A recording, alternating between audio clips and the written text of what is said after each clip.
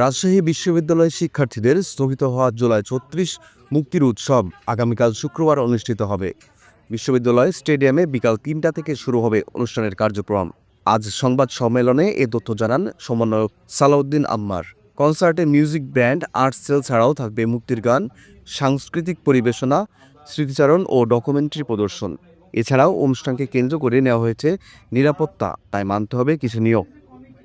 স্মরণকালের সেরা একটা প্রোগ্রাম রাজশাহী বিশ্ববিদ্যালয়ে দিতে পারতাম। যারা এটা শুরু করেছে বা যারা এটা নিয়ে অপপ্রচার করেছে, তারা এক জায়গা থেকে তাদের উদ্দেশ্য এমন না যে এই প্রোগ্রামটা আমরা করব। তাদের উদ্দেশ্য ছিল একটাই, এবং তারা সেই জায়গা থেকে সফল হয়েছে। তাদের উদ্দেশ্য ছিল এই প্রোগ্রামটা বানচাল করার জন্য।